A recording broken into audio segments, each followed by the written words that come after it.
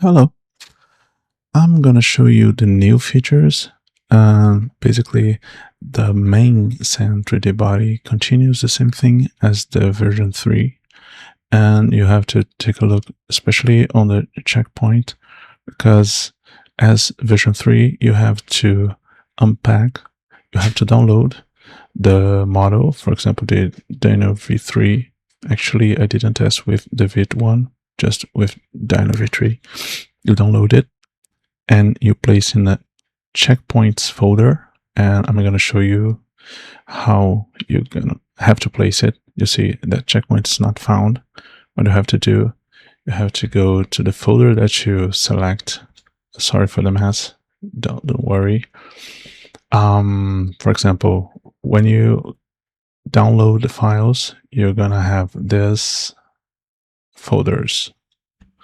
These top ones are the Python folders that you have to use for SAM and for GemX, and you have to put a checkpoints folder inside it. Let me show you. If I change the name for checkpoints, it's able to find. Interesting. It should consider this SAM 3D body Dino V3 and to detect. To check how it is, you can take a look on the preferences, and here you have the checkpoint path. Checkpoints, SAM 3D body Dino V3 model CPT. And this way it's going to work. You still have to open the video sequencer, put your video inside, generate the markers, render market frames. Yeah, you gotta select a folder too. And you will have the image sequence in that folder, image folder inside this folder.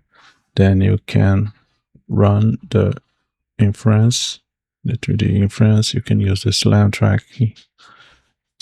It tends to bring a better result, mainly if you're using a moving camera. If the camera is stopped, I found that it doesn't help that much, and you can run it.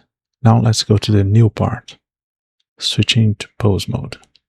After you finish to process the video, to load, as before, you have to load MHR character. Then you can select this LAM corrected data and import the camera trajectory or point cloud. For this video, since it's not moving the camera, basically it's better to not import them. I prefer not to. You can use the corrected data here, press batch load and wait. Okay, now you have the animation loaded, and here starts the news.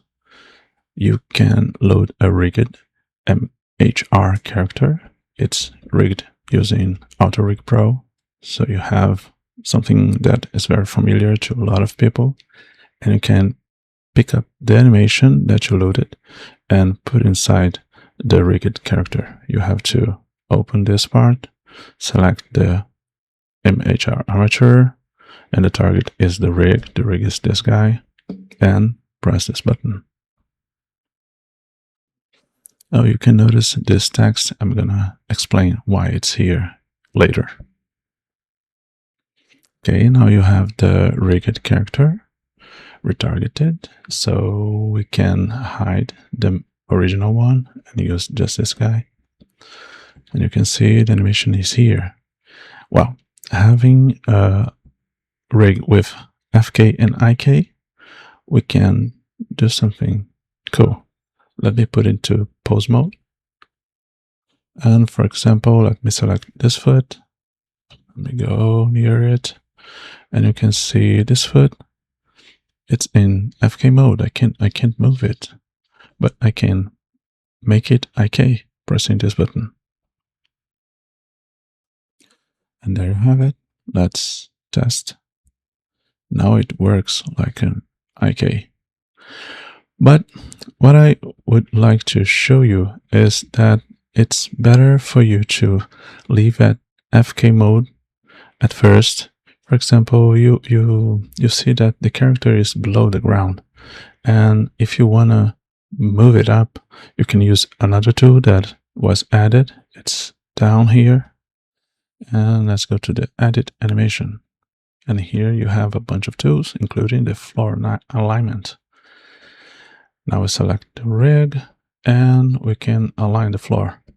But you can see something strange is going to happen. Since we are replace this foot in IK, it will be a little bit strange. So first, let's undo, and also let me undo the FK to IK. And since both legs are in FK, also the arms, it can work better. So we edit animation, floor alignment, and align floor. And you see now the animation makes more sense, and it's on top of the floor.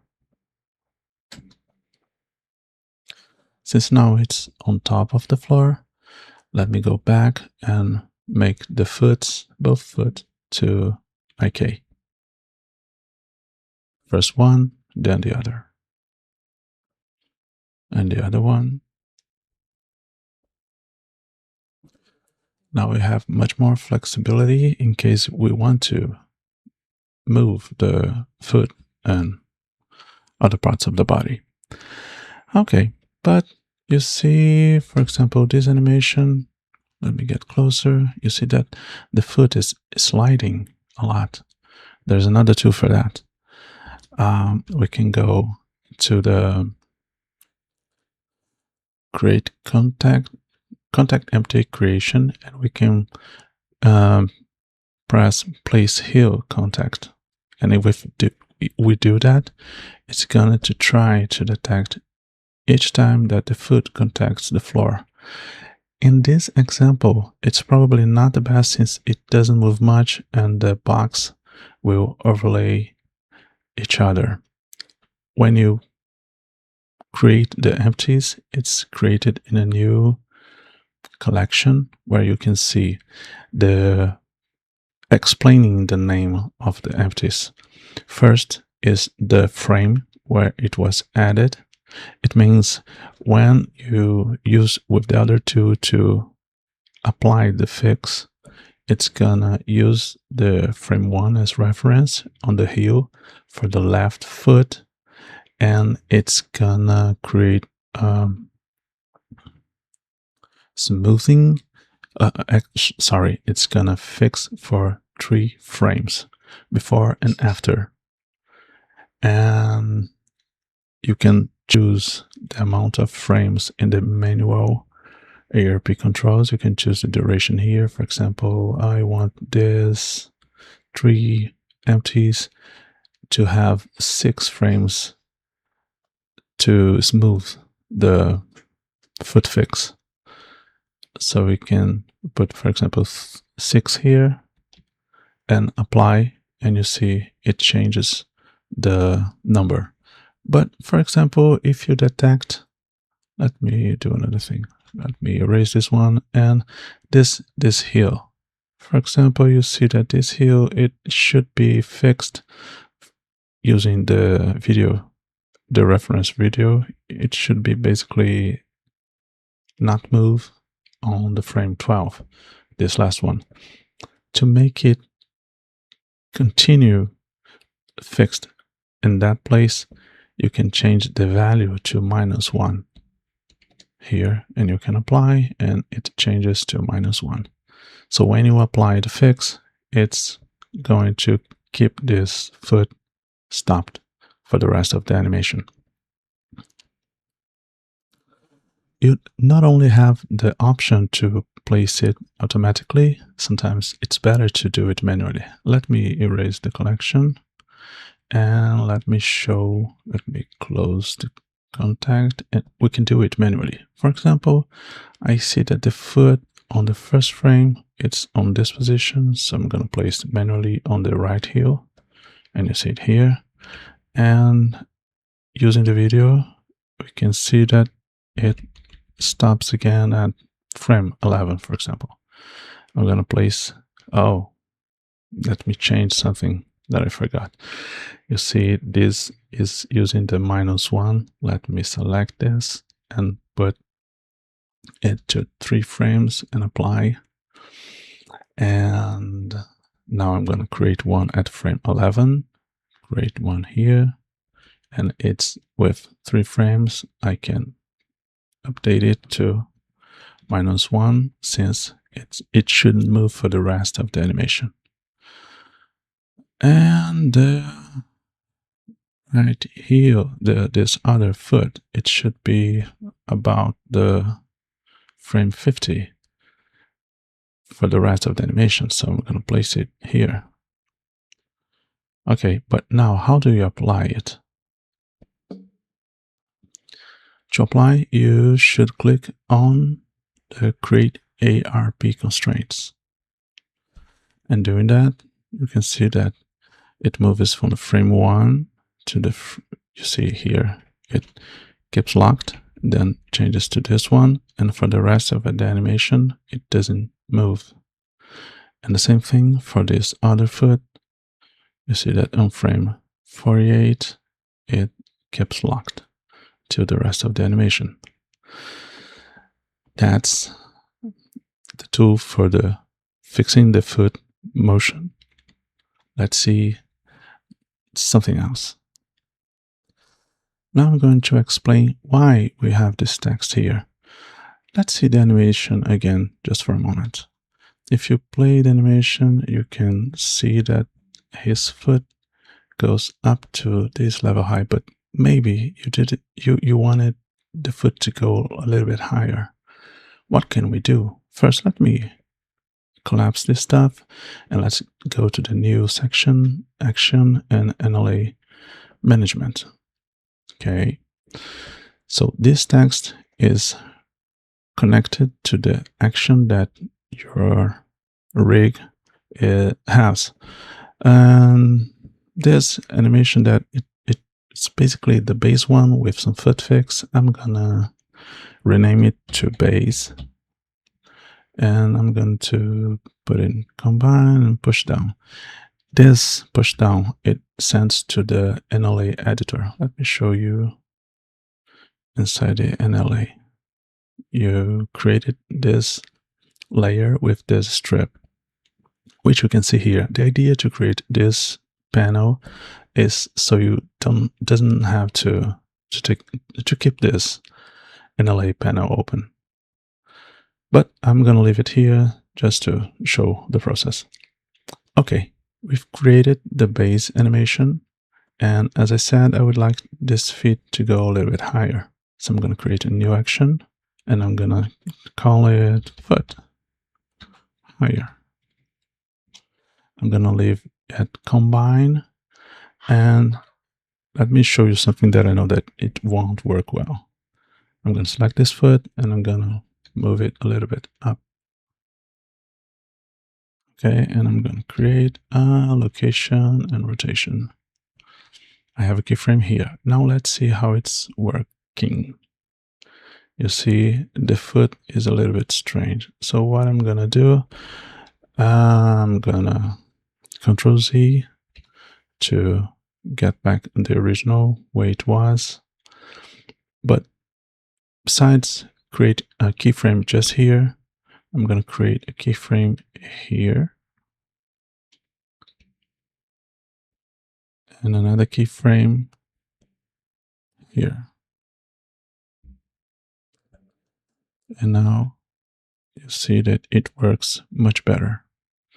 So you can do a lot of tests and see what can work better for what you want to do. And I can for sure push it down and you have it created here in another layer that you can use from you can mute it here and you see it didn't change. You can enable here, or you can use here. You can mute or enable. And that is most of the tools that I've created that I wanted to show, and I hope it helps a lot. But I got some other news. So everything that I showed here was using SAM 3D. But now we also have GemX. Let me clear the scene and go away, and let's go to the SAM again, and now we go to the GemX panel. Well, the GemX, it works a little bit different from the CEB SAM 3D. To work here, you don't need the video sequencer. You can just point to the video file. Let me do it. You can use these options, but they are not. You can start using without checking any of these options. This fast option, yeah, I gotta tweak it. I think it's not working well yet. But let's go to the main part. This video that I added here, I got 2 characters, but how you are going to process the correct character? You have this button to scan video frame. It should analyze the video that you've used as input and render a frame showing the characters that you have in it. And it pops up with the videos, so with the reference that you can use. For example, if you want to get this character, you're going to use the ID 0, and this one, you're going to use the ID 1. For the SAM example, I used the ID 0, so I'm going to get the ID 1 here. And, oh yeah, and if you leave at -1, it's probably going to get the ID 0.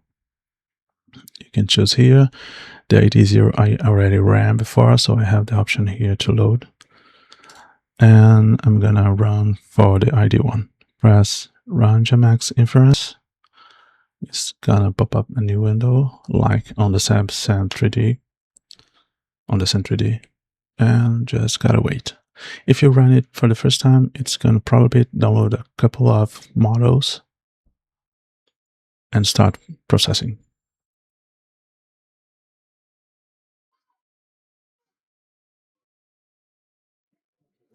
Yeah, it's possible that those warnings show to you, but don't worry, it works even with these warnings. And it's done. You can press the button to close, and here you see that the button to load the animation shows up. Okay, and here is a big difference from the SAM 3D. You don't have to load the base. You just have to load the USD animation because it is saved as a USD file. And you see here the animation. And you can also see that this text here, I saw the NLA management in action, and I forgot to say, each time you have action selected, it's going to show here the name. But if you don't want to see here, you can click on this button and it's going to hide it. Okay, and we have this animation. Another thing that you can do, the GemX keeps all the animations that you process. So if you want to get another animation that you ran before, you can go to the processed history. In my case, I ran already for the first brother, which was the track 0, and I can load it using this option. So you see, I got both characters. Let me stop it here. I got both characters, one that I ran now and one that I got the history. And this one that I ran now also shows here on the history. And basically, that's it. Hope you enjoyed it. Bye-bye.